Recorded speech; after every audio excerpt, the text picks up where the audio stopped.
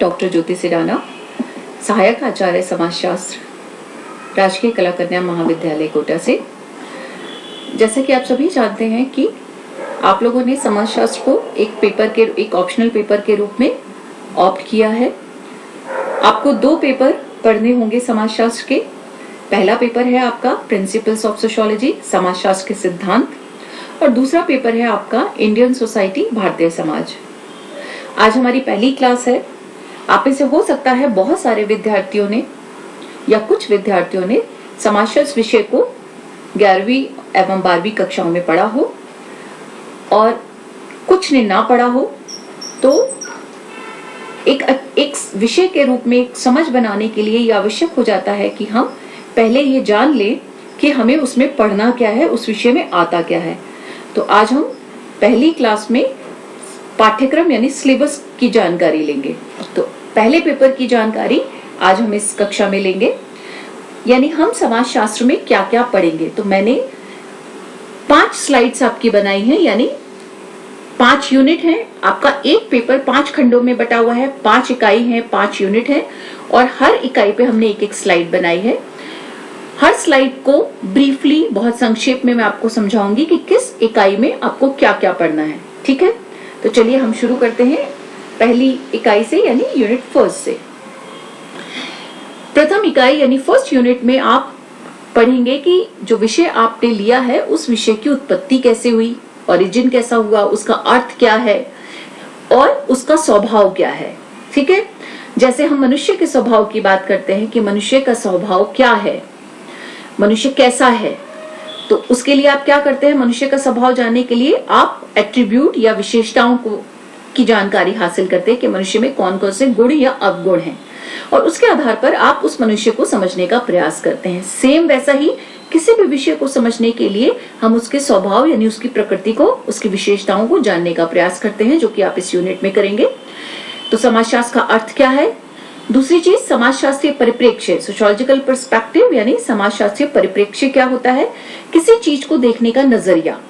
उदाहरण के लिए, जब आप समाज में कोई घटना घटित होती है तो जितने भी समाज वैज्ञानिक हैं, जितने भी समाज विज्ञान के फील्ड हैं, समाजशास्त्र, अर्थशास्त्र, मनोविज्ञान, राजनीति शास्त्र, दर्शन शास्त्र, हर एक का किसी घटना को देखने का अलग अलग नजरिया होता है।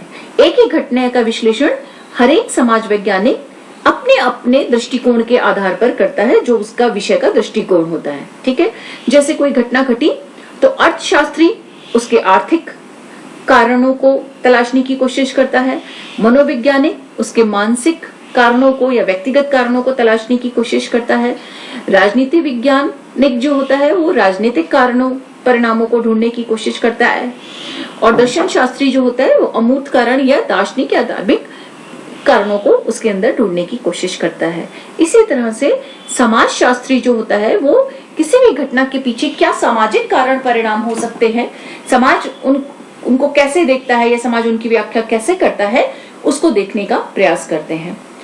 उसी तरह से समाजशास्त्र का अन्य समाज विज्ञानों से क्या संबंध है। अन्य समाज विज्ञान मतलब अर्थशास्त्र, राजनीति विज्ञान, मनोविज्ञान, इतिहास, मानव शास्त्र, इन सब विषयों का समाजशास्त्र से क्या संबंध है, इसमें हम क्या, ये विषय एक दूसरे से किस तरह से अलग हैं और किस तरह एक दूसरे से जुड़े हुए हैं, क्योंकि एक के बिना हम दूसरे का अध्ययन नहीं कर सकते, दूसरे को नहीं समझ सकते, ये हम जानने की कोशिश करेंगे। समाजशास्त्रीय जब अध्ययन आप करते हो तो अध्ययन करने के लिए कुछ मेथड हम अडॉप्ट करते हैं, कुछ तकनीक, कुछ पद्धति, विधियां हम अप्लाई करते हैं। तो वो कौन कौन सी हैं, आपको 2 पढ़नी है यहाँ पर। वैज्ञानिक पद्धति या वैज्ञानिक जो ओरिएंटेशन है, उपागम है, वो क्या है, और मानवतावादी परिप्रेक्ष्य क्या है अध्ययन का। दूसरी यूनिट में आप पढ़ेंगे कि समाजशास्त्र की मूलभूत अवधारणाएं कौन कौन सी हैं, यानी समाजशास्त्र में जो क्या क्या अवधारणाएं हैं जिनको बारे में आप विस्तार में जानेंगे। पहला है समाज, ऑब्वियसली है क्योंकि समाज का अध्ययन करने वाला विषय ही समाजशास्त्र कहलाता है। तो जो कोर या मेन विषय है, मेन कंसेप्ट है, वो क्या है, समाज। समाज, समुदाय, संस्था, समिति, समूह, सामाजिक संरचना, परिस्थिति एवं भूमिका, ये आपकी बेसिक्स कंसेप्ट्स हैं, मूलभूत अवधारणाएं हैं, जिनके बारे में आप बहुत विस्तार से यहाँ पर पढ़ेंगे। इनके प्रकार, इनके अर्थ, ये सब चीजें आप यहाँ पर पढ़ेंगे। फिर संस्थाएं, संस्था का मतलब होता है नियम, कानून, कायदे, तो वो क्या है? परिवार है, नातेदारी है, धर्म है, एजुकेशन है, ये सब अपने आप में समूह भी हैं और संस्थाएं भी हैं। ठीक है, किसी भी व्यवहार को, मनुष्य को नियंत्रित करने के लिए कुछ संस्थाओं की आवश्यकता होती है जिसके लिए ये क्रिएट किए जाते हैं। अब समूह, संस्था सब क्या होते हैं, जब आप ये यूनिट पढ़ेंगे तो आपको पता चलेगा कि ये कंसेप्ट्स क्या हैं। थर्ड यूनिट में आप पढ़ेंगे कि व्यक्ति और समाज के मध्य अंतर क्या है। ठीक है, तो व्यक्ति और समाज के बीच अंतर जानने की आप कोशिश करेंगे। व्यक्ति क्या है, समाज क्या है, व्यक्ति और समाज अलग अलग किस तरह से हैं और व्यक्ति और समाज एक दूसरे से किस तरह से जुड़े हुए हैं, तो ये दोनों आप जानने की कोशिश करेंगे। दोनों का अंतर संबंध जानने की हम कोशिश करेंगे। इसमें एक कंसेप्ट है आपका संस्कृति। संस्कृति क्या होती है? हमारे रहन सहन, सोचने, आचार विचार का तरीका, वो आप इसमें जानने की कोशिश करेंगे। उनको हम यहाँ पर पढ़ेंगे। और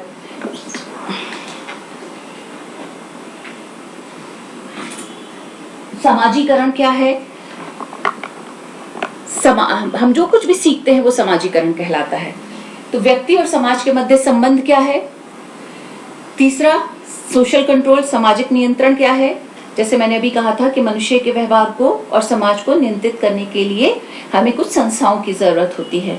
तो उसमें कुछ नियम होते हैं, मूल्य होते हैं, अनुशासनाएं होती हैं। ये सब क्या होते हैं? इन शब्दों को हो सकता है आप में से कुछ लोगों ने सुना हो और कुछ के लिए ये शब्द नए हो, तो हम इन्हें इस चैप्टर में पढ़ेंगे। नेक्स्ट टॉपिक है इसमें सामाजिक स्तरीकरण एवं गतिशीलता। स्तरीकरण का मतलब होता है समाज को विभिन्न स्तरों में बांटना, विभिन्न खंडों में बांटना, असमानता उत्पन्न करना। तो समाज में जो असमानता है, भेद है, वो बहुत आधारों पर है। धन के आधार पर, शिक्षा के आधार पर, धर्म के आधार पर, परिस्थिति के आधार पर, जाति के आधार पर, उन सबको हम समझेंगे। और फिर गतिशीलता क्या अर्थ है, उसके क्या स्वरूप है और क्या सिद्धांत है। नेक्स्ट यूनिट है आपकी, उस यूनिट में हम पढ़ेंगे सोशल चेंज, सामाजिक परिवर्तन। यानी क्या होता है परिवर्तन, या जिसको आप बदलाव कहते हैं? जब हम किसी एक चीज के स्थान पर किसी दूसरी चीज को रख दें तो हम उसे परिवर्तन कहते हैं। ठीक है, जैसे आप कभी अपने घर में रेनोवेशन करते हैं, घर की जो डिजाइन है वो चेंज करते हैं, उनका पेंट कलर चेंज करते हैं, सामान को इधर से उठाकर उधर रख देते हैं, तो आप एक इंटरनल, आंतरिक परिवर्तन करते हैं। ठीक है, तो इंटरनल और एक्सटर्नल दोनों ही प्रकार का परिवर्तन हो सकता है। लेकिन जब हम सोशल चेंज की बात करते हैं तो समाज की किसी एक संरचना के स्थान पर हमने दूसरी संरचना को विस्थापित कर दिया, तब हम इसको सोशल चेंज कहते हैं। उदाहरण के लिए, पहले जो था, बिल्कुल प्रारंभिक समाज में आप जाएं, यानी जब एग्रीकल्चर होता था, कृषि आपकी अर्थव्यवस्था के रूप में थी, तब एक्सटेंडेड फैमिली और ज्वाइंट फैमिली आपके परिवार का स्वरूप था, यानी विस्तृत परिवार और संयुक्त परिवार। धीरे धीरे फिर उसका वो रिप्लेस कर दिया न्यूक्लियर फैमिली यानी एकल परिवार ने। फिर कुछ समय बाद उसको रिप्लेस कर दिया किसने? सिंगल पेरेंटहुड यानी एकल अभिभावक परिवार ने। इस तरह से सोसाइटी में यानी परिवार के विभिन्न स्वरूपों में परिवर्तन आता गया। इसी को आप सोशल चेंज कहते हैं। तो चेंज के क्या क्या प्रकार हैं? उद्विकास है, क्रांति है, प्रगति है, विकास है। ये सारे जो है इसकी सह प्रक्रिया हैं जो इसके साथ साथ चलती हैं। लेकिन इनमें क्या भेद है वो हम यहाँ जानने की कोशिश करेंगे इस यूनिट में। अब फैक्टर्स ऑफ सोशल चेंज यानी सामाजिक परिवर्तन के लिए कौन कौन से कारक उत्तरदायी हैं जिनके कारण समाज में परिवर्तन आता है। ठीक है, उसके लिए कुछ थ्योरीज हैं, कुछ सिद्धांत हैं।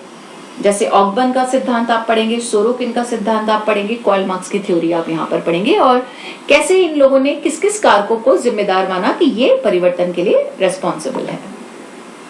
लास्ट यूनिट है आपकी। अब आपने जब पढ़ लिया कि थ्योरीज क्या है, सिद्धांत क्या है, किसने क्या सिद्धांत दिया है, कौन से कंसेप्ट आपको पढ़ने हैं, इसका ओरिजिन कैसा हो, ये सब फर्स्ट से आपने फोर्थ यूनिट तक ये सब जान लिया। तो अब हम ये जानेंगे कि उन सब का हम कहाँ उपयोग कर सकते हैं। समाजशास्त्र की जो विषय वस्तु है जो आपने इसमें पढ़ा 4 यूनिट है, उसको आप कहाँ कहाँ यूज कर सकते हैं। तो उसका अप्लाइड यानी उसका व्यवहारिक पार्ट आपको पढ़ना है। सामाजिक समस्याओं को समझने में हम इसका प्रयोग कर सकते हैं, उनको सुलझाने में हम इसका समस्याओं को समझने और सुलझाने में इसका प्रयोग कर सकते हैं। सामाजिक परिवर्तन को समझने में और लाने में हम समाजशास्त्र का प्रयोग कर सकते हैं। सोशल वेलफेयर की यानी लोगों के समाज कल्याण की जो हम नीतियां बनाती है सरकार या प्रशासन, उन नीतियों को बनाने में, क्योंकि जब तक आप समाज समाजशास्त्र का अध्ययन नहीं करते हैं, हर वर्ग श्रेणी की क्या आवश्यकताएं हैं, क्या जरूरतें हैं, तब तक आप जो पॉलिसी बनाएंगे वो पॉलिसी इररेलेवेंट हो जाएगी जब तक आप उनको नहीं समझेंगे। तो समाजशास्त्र जो है सोशल पॉलिसी की फ्रेमिंग करने में, उसको बनाने में और उसको कैसे क्रियान्वित करना है, उसका कैसे एक्शन करना है, अप्लाई करना है, उसको मदद करता है। तो समाजशास्त्र जो है एक बहुत ही उपयोगी विषय है जो समाज के हर एस्पेक्ट को समझकर उसका निदान कह लीजिए या उसको समझने में आपकी मदद करता है। ठीक है, तो ये एक बहुत इंपॉर्टेंट सब्जेक्ट है। इसको बहुत जनरली सामान्यतः लोग ये मानते हैं कि ये एक बहुत आसान सा विषय है और इसको बहुत हल्के में ले लेते हैं और उनको लगता है इसको पढ़े बिना भी हम मन से इसके बारे में लिख सकते हैं। ऐसा नहीं है, ये एक भ्रम है। आप जब इस विषय को पढ़ेंगे तो आपको एक तो इंटरेस्ट भी आएगा और एक समाज की व्यापक समझ आपके दिमाग में विकसित होगी। थैंक यू बच्चों। अब हम नेक्स्ट टाइम सेकेंड पेपर के सिलेबस को डिस्कस करेंगे। ठीक है बच्चों, थैंक यू।